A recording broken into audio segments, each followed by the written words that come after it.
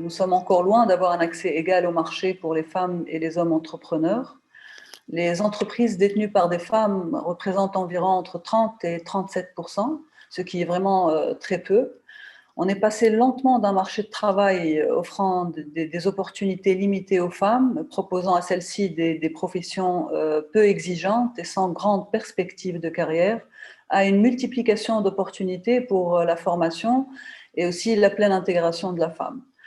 Il faut noter aussi que nous assistons à un changement de point de vue sociétal sur le rôle et le déficit de présence de la femme dans certains secteurs professionnels, vers une vision dans laquelle les femmes sont perçues comme un moteur du développement économique et de la création d'emplois. Plusieurs études montrent que les entreprises dirigées par des femmes ou détenues en copropriété par une femme obtiennent en moyenne de meilleurs résultats que les entreprises dirigées par des hommes. L'entrepreneuriat est aussi un moyen de transformer l'identité de genre et le rôle des femmes dans la société et de réduire les écarts entre les sexes.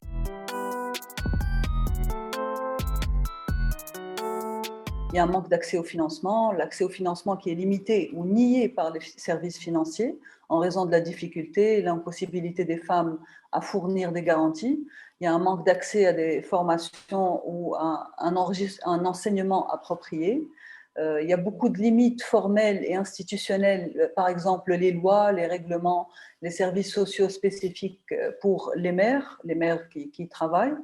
La perception traditionnelle des femmes en tant que gardiennes du foyer. Il y a un manque d'accès aux réseaux informels et formels d'entrepreneurs qui sont souvent dominés par les hommes, un manque de vision du gouvernement et des responsabilités politiques qui considèrent que les femmes contribuent de manière significative au développement économique,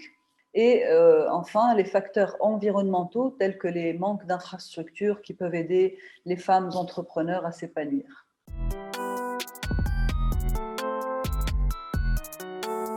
Le genre, c'est une priorité transversale dans notre stratégie et les actions que BusinessMed mène. On a essayé dernièrement de développer une plateforme qui est très, très intéressante, qui est le Business Country Desk, qui a été développé par BusinessMed. C'est un moyen aussi pour surmonter certains obstacles auxquels se heurtent les femmes entrepreneurs et aussi les hommes d'affaires. Par exemple, la plateforme facilite l'accès au réseau informel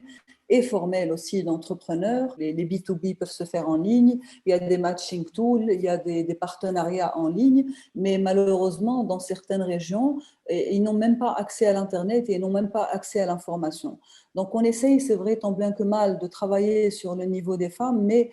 pour le moment, je pense qu'on est beaucoup plus sur les femmes qui sont déjà assez cultivées et assez émancipées au niveau de la région, et on n'est pas en train d'atteindre les femmes qui sont des milieux ruraux. On essaye aussi de veiller à ce que les femmes aient leur mot à dire dans les processus de réforme qui les concernent et soient représentées à des postes de direction dans la société. On essaie aussi d'améliorer un certain équilibre dans toutes les conférences que nous organisons entre l'égalité des sexes dans la gouvernance d'entreprise grâce à des quotas qu'on impose et à l'inclusion d'une disposition sur l'égalité des sexes dans les codes de gouvernance d'entreprise. On essaie aussi de renforcer à travers le processus de dialogue social afin d'intégrer l'autonomisation économique des femmes dans la législation du travail ainsi que dans les conventions collectives. On essaie aussi de les inclure dans des dispositions sur l'égalité des sexes, dans les lois sur l'investissement et assurer un suivi sur la mise en œuvre de nos activités afin que les femmes entrepreneurs puissent accéder à ces opportunités d'investissement et en bénéficier, et surtout de bénéficier des formations qu'on est en train d'essayer de leur apporter. On essaye aussi à travers des projets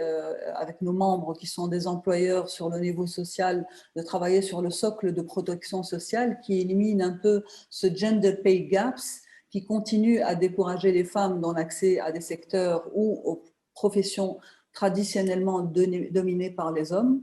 et espérant que dans le futur, on n'ait pas tellement de conférences pour les femmes parce que je considère personnellement que femmes et hommes sont égales et le fait de faire cette journée de la femme, ça dénote aussi encore plus qu'il y a un grand gap entre les hommes et la femme, surtout au niveau entrepreneurial.